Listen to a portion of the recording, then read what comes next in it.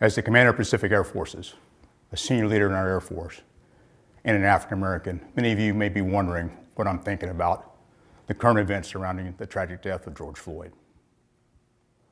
Here's what I'm thinking about. I'm thinking about how full I am with emotion, not just for George Floyd, but the many African Americans that have suffered the same fate as George Floyd. I'm thinking about protests in my country, 'tis of thee, sweet land of liberty, the equality expressed in our Declaration of Independence and the Constitution that I've sworn my adult life to support and defend. I'm thinking about a history of racial issues and my own experiences that didn't always sing of liberty and equality. I'm thinking about living in two worlds, each with their own perspective and views. I'm thinking about my sister and I being the only African Americans in our entire elementary school and trying to fit in. I'm thinking about then going to a high school where roughly half the students were African American and trying to fit in. I'm thinking about my Air Force career, where I was often the only African American in my squadron, or as a senior officer, the only African American in the room. I'm thinking about wearing the same flight suit with the same wings on my chest as my peers, and then being questioned by another military member, "Are you a pilot?"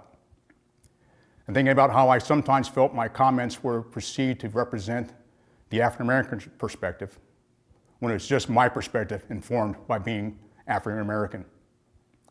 I'm thinking about some of the insensitive comments made without awareness by others. I'm thinking about being a captain at the O Club with my squadron and being told by other African Americans that I wasn't black enough since I was spending more time with my squadron than with them. I'm thinking about my mentors and how rarely I had a mentor that looked like me. I'm thinking about the sound advice that has led to my success, and even so, most of my mentors could not relate to my experience as an African American. I'm thinking about the pressure I felt to perform error-free, especially for supervisors I perceived had expected less from me as an African American. I'm thinking about having to represent by working twice as hard to prove their expectations and perceptions of African Americans were invalid. I'm thinking about the airmen that have lived through similar experiences and feelings as mine, or who were either consciously or unconsciously unfairly treated. Conversely, I'm thinking about the airmen who don't have a life similar to mine and don't have to navigate through two worlds. I'm thinking about how these airmen view racism, whether they don't see it as a problem since it doesn't happen to them, or whether they're empathetic. I'm thinking about our two sons. Now we had to prepare them to live in two worlds.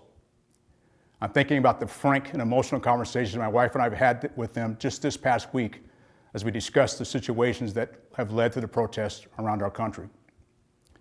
Finally, I'm thinking about my historic nomination to be the first African American to serve as the Air Force Chief of Staff. I'm thinking about the African Americans that went before me to make this opportunity possible. I'm thinking about the immense expectations that come with this historic nomination, particularly through the lens of current events plaguing our nation. I'm thinking about how I may have fallen short in my career and will likely continue falling short living up to all those expectations. I'm thinking about how my nomination provides some hope, but also comes with a heavy burden. I can't fix centuries of racism in our country, nor can I fix decades of discrimination that may have impacted members of our Air Force. I'm thinking about how I can make improvements, personally, professionally, and institutionally, so that all airmen, both today and tomorrow, appreciate the value of diversity and can serve in an environment where they can reach their full potential. I'm thinking I don't have all the answers on how to create such an environment, whether here in PACAF or across our Air Force.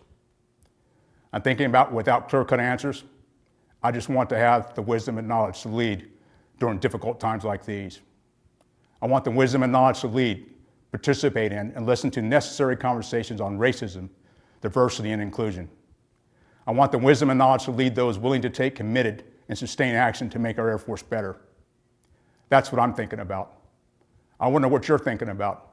I want to hear what you're thinking about and how together we can make a difference.